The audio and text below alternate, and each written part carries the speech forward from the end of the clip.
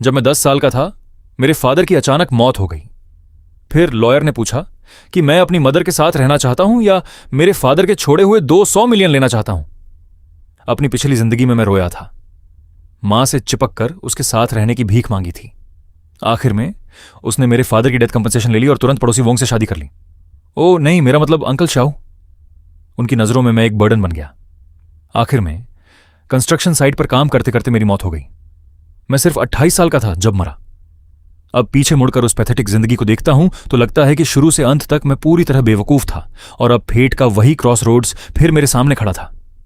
मेरे सामने खड़ी औरत बारिश में भीगे पेयर ब्लॉसम की तरह रो रही थी। डैड, तुम हमें छोड़कर कैसे जा सकते हो? हम एक विडो और ऑर्फन अब कैसे जाएंगे? वह दिल तोड़ देने वाली आवाज में चिल्ला रही थी। उसका शरीर मिट्टी की तरह ढीला पड़ चुका था। अगर कोई उसे पकड़कर ना रखे तो वह कभी भी जमीन पर गिर सकती थी। पिछली जिंदगी में मैं उसके इस एक्ट से धोखा खा गया था। मुझे लगा था कि वह सच में दुख से टूट चुकी है। मुझे लगा था कि वह मेरे बिना जी नहीं सकती। इसलिए मैं दौड़कर उसके पैरों से लिपट गया था और रोते हुए कहा था कि मुझे उसके साथ रहना है। और उसके बाद क्या हुआ? उसने मेरे फादर की जान की कीमत पर मिली कंपनसेशन ले ली। सिर्फ 3 मंथ्स के अंदर उसने खुशी खुशी दूसरी शादी कर ली, उसी आदमी से जिसे वह हमेशा अंकल श्याऊ कहती थी और जो सपोजिटली हमारी मदद करता था। मेरे फादर की राख भी पूरी तरह ठंडी नहीं हुई थी और वह आदमी हमारे घर में आकर रहने लगा। वह उसी बेड पर सोया जहां कभी मेरे फादर सोते थे और मैं उस घर में एक्स्ट्रा अनवांटेड प्रेजेंस बन गया। एक ऐसा बर्डन जिसे वे अपने आसपास नहीं चाहते थे। शाओ चोंग का एक बेटा था जो मुझसे 2 साल बड़ा था। उसे खुश करने के लिए वह मुझे कांटे की तरह ट्रीट करता था। लियो मुझे बिना दया के मारता और डांटता था। मेरे फादर का छोड़ा हुआ पैसा उनके फैमिली के खाने पीने और मौज करने का कैपिटल बन गया। वही पैसा मेरे स्टेप ब्रदर के लिए गर्ल्स को इंप्रेस करने और दिखावा करने का टूल बन गया और मुझे ट्यूशन भरने के लिए स्क्रैप्स इकट्ठा करने पड़ते थे। हाई स्कूल खत्म होने से पहले ही मुझे काम पर भेज दिया गया। वे इसे जल्दी इंडिपेंडेंट बनाना कहते थे। मैंने पूरे 10 साल कंस्ट्रक्शन साइट्स पर ब्रिक्स उठाई। आखिरकार ओवरवर्क की वजह से मैं गिर पड़ा। मेरा शरीर जलते हुए स्टील बार्स के ढेर पर गिरा और फिर मैं कभी नहीं उठा। लेकिन अब मैं वापस आ चुका हूं। लन मेरा हाथ पकड़कर कहती है, डरो मत श्यांग, अब से मॉम तुम्हारा अच्छे से ख्याल रखेगी। उसने मुझे गले लगाया। उसके आंसू और नाक का पानी मेरे चेहरे पर फैल गया, लेकिन उसकी आंखों की गहराई में कुछ छिपा हुआ था, एक मुश्किल से दिखने वाली ग्रीड और अर्जेंसी। यह देखकर मैंने पिछली जिंदगी की तरह रोना चिल्लाना शुरू नहीं किया। मैं बस ठंडी आंखों से उसका परफॉर्मेंस देखता रहा। तभी मेरे फादर का पुराना दोस्त और लॉयर अंकल जाओ आगे आया। लॉयर जाओ ने आह भरी और मेरे शोल्डर पर हाथ रखा। फिर उसने अपने ब्रीफ केस से एक डॉक्यूमेंट निकाला। उसने भारी आवाज में कहा, लीलन शनिंग, यह निंगू की विल है जो उसने मरने से पहले बनाई थी। निंगू ने हर पॉसिबिलिटी के बारे में सोचा था। उसके पास टोटल 200 मिलियन के एसेट्स हैं, सब नोटराइज्ड हैं। अब 2 चॉइसेस हैं। पहली, अगर शियानिंग तुम्हारे साथ रहता है तो यह पैसा कंपनसेशन और चाइल्ड सपोर्ट के रूप में तुम्हारे कंट्रोल में रहेगा जब तक शनिंग एडल्ट नहीं हो जाता। यह सुनते ही लीलन की ब्रीदिंग तेज हो गई। उसकी आंखों में डरावनी चमक आ गई। वह विल को घूरने लगी। दूसरी, अगर शियानिंग तुम्हारे साथ नहीं रहना चाहता तो यह पैसा एक ट्रस्ट फंड में ट्रांसफर होगा जिसे मैं मैनेज करूंगा। शियानिंग को उस पर पूरा कंट्रोल मिलेगा और तुम्हें एक भी पैसा नहीं मिलेगा। पूरा माहौल अचानक जम गया। सबकी नजरें मुझ पर टिक गईं। एक 10 साल के बच्चे पर लीलन का शरीर स्टिफ हो गया। वह डिसबिलीफ में लॉयर जाओ को देखने लगी, जैसे कह रही हो, तुम ऐसा ऑप्शन कैसे दे सकते हो? फिर उसने तुरंत हार्ट ब्रोकन एक्सप्रेशन बनाया और मुझे कसकर गले लगा लिया।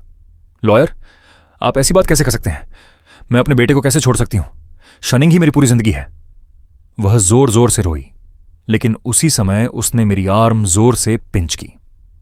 मेरे कान के पास झुककर उसने जहरीली आवाज में फुसफुसाया, नहीं, अगर एक गलत वर्ड बोला ना तो तुझे मार डालूंगी। तू मेरा बेटा है, तेरा पैसा मेरा पैसा है। पिछली जिंदगी में। उसके ये वर्ड सुनकर मैं डर से कांप गया था। जब उसने कहा था, माम तुम्हारे बिना नहीं जी सकती, तब मैं इमोशनल भी हो गया था, लेकिन अब मुझे सिर्फ घिन और नजिया महसूस हो रहा था। मैं उसकी उंगलियों का कांपना महसूस कर सकता था। वह ग्रीफ की वजह से नहीं कांप रही थी, वह एक्साइटमेंट और नर्वसनेस थी। 200 मिलियन। उसने अपनी पूरी जिंदगी में इतना पैसा कभी नहीं देखा था।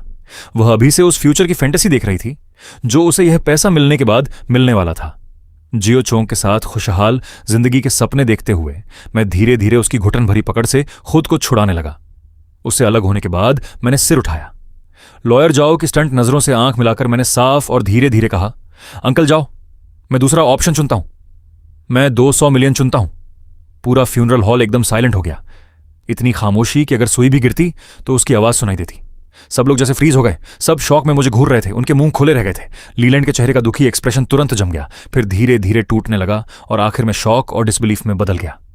लन चीखी, निक तुमने क्या कहा? उसकी आवाज इतनी तेज थी कि कान फट जाए। मैंने शांत आवाज में फिर दोहराया, मुझे तुम नहीं चाहिए, मुझे पैसा चाहिए। लन पागलों की तरह चिल्लाई, क्या तुम पागल हो गए हो? बदतमीज बेटे, मैं तुम्हारी मां हूं।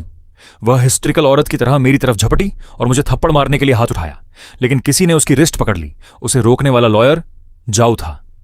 उसका चेहरा आयरन ग्रे हो चुका था। उसने सख्त आवाज में कहा, लेलन शांत हो जाओ, यह ब्रदर निंग की मेमोरियल के सामने है और यह शिया का अपना चॉइस है। लन चीखी, इतना छोटा बच्चा क्या समझता है? जरूर तुमने इसे बहकाया है।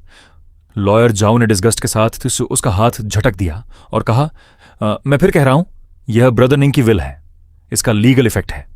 अब जब सीआई ने अपना फैसला कर लिया है, मैं तुरंत प्रोसीजर शुरू करूंगा।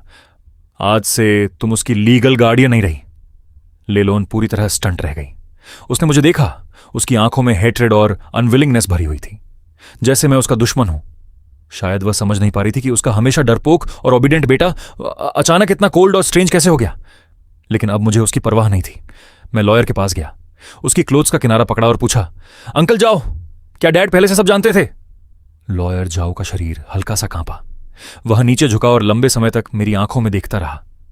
काफी देर बाद उसने दर्द भरी आवाज में सिर हिलाया और कहा, तुम्हारे फादर बहुत स्मार्ट आदमी थे, वह तुमसे बहुत प्यार करते थे। यह सुनते ही मेरी आंखें लाल हो गईं। हां, मेरे डैड बहुत स्मार्ट थे। वह लीलन की फिकलनेस कैसे नहीं समझते, लेकिन उन्होंने सब साइलेंटली सहा ताकि मुझे एक कंप्लीट फैमिली मिल सके। जब उन्हें टर्मिनल इलनेस का पता चला और समय कम बचा, तभी उन्होंने मेरे लिए यह एस्केप रूट तैयार किया। पिछली जिंदगी में मैं कितना बेवकूफ था। मैंने खुद अपने फादर के आखिरी प्यार को बर्बाद कर दिया था, लेकिन इस जिंदगी में मैं वही गलती दोबारा नहीं करूंगा। मैंने 200 मिलियन चुना। आखिर में रिलेटिव्स लन को वहां से घसीट कर ले गए। जाते समय उसकी आंखों में जो पॉइजनस हेट्रेड थी, मैंने उसे अपने दिल में हमेशा के लिए याद कर लिया।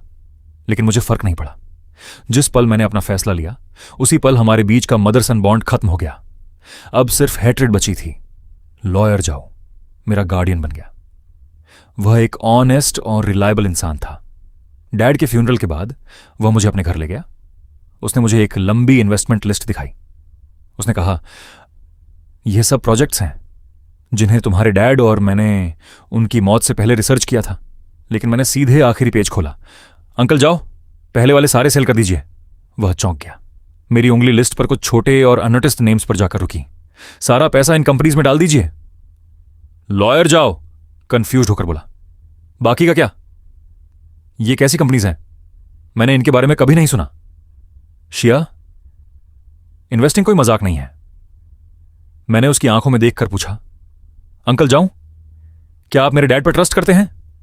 वह एक पल के लिए चुप रह गया, फिर तुरंत बोला, ऑफ कोर्स करता हूं।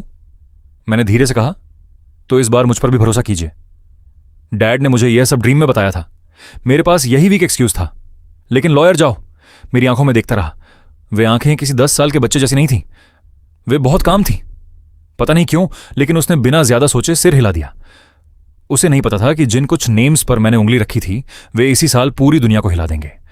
वे दुनिया की सबसे बड़ी बिजनेस जॉइंट्स बनने वाली थी और मैं उनके पीछे छिपा सबसे मिस्टीरियस शेयर होल्डर बनने वाला था। सारी तैयारियां करने के बाद मैं पूरी तरह रिलैक्स हो गया। मैंने अपनी जिंदगी के लिए एक बिल्कुल नया गोल तय किया। लाइफ फ्लैट, हां, बस पड़े रहो। पिछली जिंदगी में मैंने खुद को काम करते करते मार डाला था। इस जिंदगी में मैं अंकल और आंटी की तरह जीना चाहता था। मैंने लॉयर जो से कहा कि मेरे लिए सबसे अच्छा प्राइवेट स्कूल ढूंढे। पढ़ाई में मेहनत करने के लिए नहीं, बस अच्छे एनवायरनमेंट के लिए, और वहां के कैफेटेरिया का खाना बहुत स्वादिष्ट था। मैंने वर्कआउट करना शुरू किया, किसी और वजह से नहीं, बस ताकि बाद में मेरे 8 पैक एब्स और एक वी लाइन हो। मुझ पर कपड़े अच्छे लगे। मैंने चाइना की 8 मेजर क्विजीन्स पढ़ना शुरू किया। मैंने खुद अपनी अल्कोहल बनाना सीखा। बाद में मैंने यह काम लॉयर जो को सौंप दिया। उसने मेरे लिए एक प्रोफेशनल टीम तैयार की। उसका लीडर ओल्डोव नाम का आदमी था, एक वॉल स्ट्रीट इलीट। मैंने उसे उसकी सैलरी से 3 गुना ज्यादा देकर अपने पास बुलाया। मेरे पास उसके लिए सिर्फ एक रिक्वायरमेंट थी, मुझे परेशान मत करो, अपने काम खुद संभालो। अगर संभाल नहीं सकते तो कंपनी को बैंकक्रप्ट होने दो। उस समय ओल्डोव ने मुझे जिस नजर से देखा था, जैसे किसी अमीर परिवार के बिगड़े बेटे या किसी बेवकूफ लैंडलॉर्ड को देख रहा हो, लेकिन फिर भी उसने ईमानदारी से मेरे ऑर्डर्स पूरे किए और इस तरह मेरी जिंदगी बॉस जैसी बन गई। बॉस चेयर कंपनी का स्टॉक प्राइस फिर से 3 गुना हो गया। हमने 5 बिलियन कमा लिए। समझ गया, जब मैं बुद्धा जंप्स ओवर वॉल पर रिसर्च कर रहा हूं तब मुझे डिस्टर्ब मत करो। बॉस एली कंपनी जल्द ही पब्लिक होने वाली है। हमारे ओरिजिनल शेयर्स की वैल्यू 100 बिलियन से ज्यादा होने की उम्मीद है। समझ गया? मैंने जो नई राइस वाइन बनाई है उसका टेस्ट करके बताऊं? बॉस, पिछली बार आपने जो जमीन कैजुअली खरीदी थी, सरकार उसे नए डिस्ट्रिक्ट का सेंट्रल बिजनेस डिस्ट्रिक्ट बनाने वाली है। उसकी कीमत 100 गुना बढ़ चुकी है। ओल्ड वो धीरे धीरे मेरी लेड बैक हालत का आदी हो गया। उसने तो प्रोएक्टिवली उन अनइम्पेंड बिजनेस डील्स को भी फिल्टर करना शुरू कर दिया जिनकी वैल्यू कुछ बिलियन थी, और मैं कॉस्टिंग की राह पर और भी आगे बढ़ता गया। मेरे नाम के नीचे की वेल्थ स्नोबॉल की तरह तेजी से बढ़ती गई, लेकिन नंबर्स मेरे लिए शून्य हो चुके थे। मुझे सिर्फ इस बात की परवाह थी कि खुद को और ज्यादा कंफर्टेबल कैसे बनाऊं। मैं टॉप बिलियनियर सर्कल्स के बीच एक मिस्टीरियस लेजेंड बन गया। कोई नहीं जानता था कि मैं कौन हूं। लोग सिर्फ इतना जानते थे कि एक मिस्टीरियस मिस्टर निंग है जिसकी दौलत किसी देश के बराबर है, लेकिन जो शायद ही कभी दिखाई देता है, बिल्कुल ऐसे ड्रैगन की तरह है जो सिर दिखाता है लेकिन पूंछ नहीं। फिर मैं 18 साल का हुआ और एक औरत प्रकट हुई जिसने मेरी शांत कॉस्टिंग लाइफ को तोड़ दिया। शव वंचिन मेरी फॉर्मर फियोन्से। शव वंचिन और मेरी एंगेजमेंट मेरे ग्रैंडफादर द्वारा तय की गई चाइल्डहुड बिट्रोतल थी। मेरे पिता के गुजरने के बाद हमारा परिवार गिरावट में चला गया और फिर इस शादी की बात किसी ने नहीं उठाई। लेकिन किसी ने उम्मीद नहीं की थी कि मेरे पिता की छोड़ी हुई इनहेरिटेंस 10 साल बाद फर्मेंट होकर एक विशाल बिजनेस एम्पायर बन जाएगी। हालांकि मैंने जानबूझकर लो प्रोफाइल रखा था, फिर भी निंग फैमिली की वापसी ने शियाऊ फैमिली का ध्यान खींच लिया। इसलिए मेरे 18वें बर्थडे पर ओल्ड मास्टर शियाऊ अपनी प्रेशियस ग्रैंड डॉटर को लेकर आया। वह लोग सालों पुराने मैरिज कॉन्ट्रैक्ट को पूरा करने के बहाने हमारे दरवाजे पर आए।